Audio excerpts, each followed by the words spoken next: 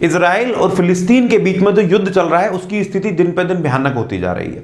8,000 से ज्यादा लोग गाजा पट्टी में मारे जा चुके हैं और जो मौतें हो रही हैं वो दोनों तरफ से हो रही हैं। इजराइल के ऊपर भी हमास दिन पे दिन अपने बम बरसा रहा है और इजराइल भी उसका वार का पलटवार कर रहा है। स्थिति भयानक है। युद्ध को रोकने के लिए यूएन में प्रस्ताव आता है जिसके पक्ष में भी वोट पड़ते हैं और विपक्ष में भी वोट पड़ते हैं। हालांकि भारत सरकार ने उस प्रस्ताव से दूरी बना ली, ना इजराइल के पक्ष में वोट किया ना हमास के पक्ष में। इसके क्या मायने हैं? भारत सरकार किसके साथ है?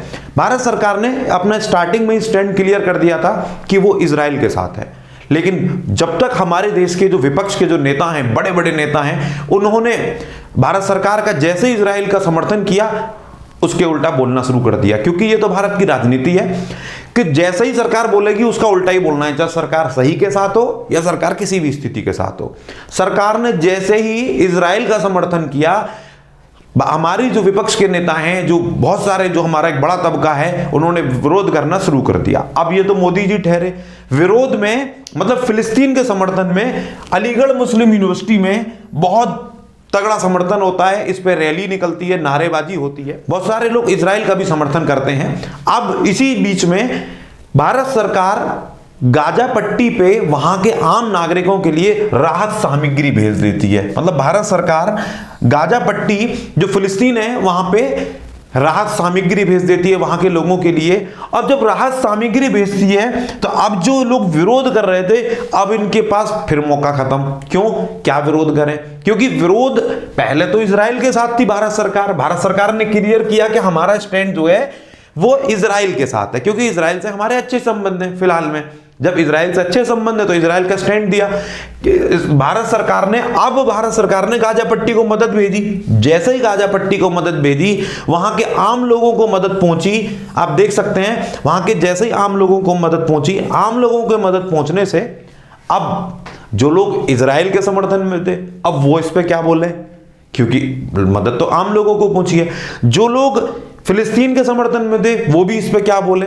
लेकिन अब यूएन में वोटिंग का नंबर आया। यूएन में वोटिंग में भारत सरकार ने इससे दूरी बना ली, ना समर्थन में वोट किया ना विपक्ष में। अर्थात लोग बड़ा कंफ्यूज हैं, विपक्ष भी बहुत कंफ्यूज है कि भारत सरकार कहती है इजराइल के साथ है, तो जब इजराइल के साथ है तो क्योंकि स्टैंड क्लियर कर दिया था सरकार ने पहले ही, लेकिन जैसे ही वे विरोध करना शुरू करते हैं पता चलता भारत सरकार ने तो राहत सामग्री भेज दी फिलिस्तीन को। अब लगता है कि चलो ठीक है, थोड़ा सा मरहम लगा कि भाई फिलिस्तीन का भी समर्थन कर रहे हैं। लेकिन अब यूएन में वोटिंग हो जाती है। वोटिंग के बाद समझ में नहीं आता कि ये, क्योंकि दूरी बना लेते हैं, ना इसका समर्थन ना उसका समर्थन। अब बड़ा विपक्ष भी कंफ्यूज है कि किधर बोलें। अब विपक्ष कह रहा है कि भैया देख लो, तुम तो इजराइल के साथ हो इसलिए तुमने वोटिंग नहीं करी, गाजा में लोग मारे जा रहे हैं। अब वोटिंग अगर नहीं की है इसके क्या मायने हैं? अर्थात भारत सरकार साथ किसके है? भारत के लोग, भारत में भी लोगों की अलग अलग राय बनी हुई है। कुछ लोग देख ही रहे हो आप फिलिस्तीन के समर्थन में है, अपने अपने हिसाब से सबने एजेंडे तय कर रखे हैं। कुछ लोग समर्थन में इजराइल के में। अच्छा, ये सारा विवाद कैसे पनपा? ये सारा जो विवाद है वो है क्या? इसके बारे में पहले थोड़ा चर्चा करते हैं। चर्चा इस बात पे भी करते हैं कि भारत सरकार किसका सपोर्ट करेगी या भारत सरकार का स्टैंड क्या है। भारत सरकार वास्तविकता में कि इसमें क्या सही है, इसका ये जो युद्ध की जो स्थिति पनप रही है, ये पनप क्यों रही है स्थिति, और इस युद्ध के पीछे की वजह क्या है, इस पर बात करते हैं। भौगोलिक स्थिति की, इजराइल जो है आप देख सकते हैं इजिप्ट, जॉर्डन, सीरिया और लेबनान से चारों तरफ से घिरा हुआ है इजराइल। और जो फिलिस्तीन है वो गाजा स्ट्रिप और वेस्ट बैंक जो है ये फिलिस्तीन के पार्ट हैं, जिसमें गाजा स्ट्रिप पर हमास का कब्जा है। जो गाजा पट्टी है उस पर हमास का कब्जा है। हमास के बारे में भी डिटेल में बात करेंगे। और ये जो लड़ाई चल रही है इसका जो केंद्र बिंदु है, जो इसकी वजह है, जो बहुत पुरानी वजह है, वो है जेरूसलम। ये पवित्र शहर है, इसको तीनों धर्म पवित्र मानते हैं। इसके बारे में थोड़ा समझते हैं पहले। जेरूसलम को यहूदी, क्रिश्चियन और मुस्लिम तीनों अपना मानते हैं। मतलब तीनों, इसके 35 एकड़ की एक जमीन है, उसके पीछे सारे विवाद की जड़ चली आ रही है। इजराइल और फिलिस्तीन दोनों इस शहर जेरूसलम पर अपना दावा ठोकते हैं और दोनों ही, फिलिस्तीन हो या इजराइल हो, दोनों ही इसे अपनी अपनी राजधानी बताते हैं। ईसाइयों के मुताबिक यहीं से ईसा मसीह को सूली पर चढ़ाया गया। मुस्लिमों के मुताबिक यहीं से पैगंबर मोहम्मद जन्नत को गए और यहूदियों के मुताबिक उनका फर्स्ट एंड सेकंड टेंपल यहीं पे बनाया गया था।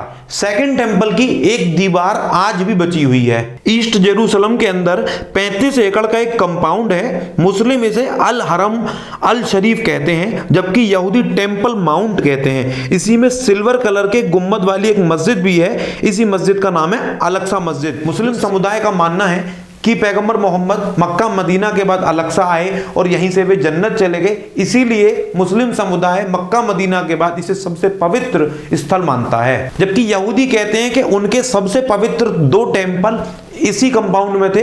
पहले को बेबीलोन वालों ने तोड़ दिया और दूसरे को रोमनों ने तोड़ दिया। दूसरे टेंपल की एक दीवार अभी भी बची हुई है, ये देख सकते हैं आप। दूसरे टेंपल की एक दीवार अभी भी बची हुई है जिसकी तरफ यहूदी मुंह करके आज भी पूजा पाठ करते हैं। हमास ने जो इजराइल के खिलाफ ऑपरेशन किया उसको अल-अक्सा फ्लड नाम दिया, जबकि इजराइल की सेना ने हमास के खिलाफ सोर्ड्स ऑफ आयरन ऑपरेशन शुरू किया। जो इजराइल की सेना है अब वो गाजा पट्टी में घुस चुकी है, यहां तक कि अब तो गाजा पट्टी में इजराइल की सेना ने अपना झंडा तक लहरा दिया है। ये जो यहूदी हैं इनकी संख्या बहुत कम है। अगर आप दुनिया में देखेंगे तो सबसे नंबर 1 पे ईसाई धर्म को मानने वाले लोग हैं।